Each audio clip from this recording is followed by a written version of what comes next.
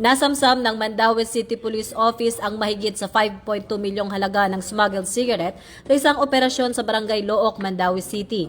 Ayon sa pulisya, higit sa 2,000 rims ng iligal na sigarilyo na may tatak na Alpha, King Bravo at Famous ang nakumpiska mula sa suspect na kinilalang si alias Hamed, residente ng Zamboanga City, na kasalukuyang naninirahan sa lugar.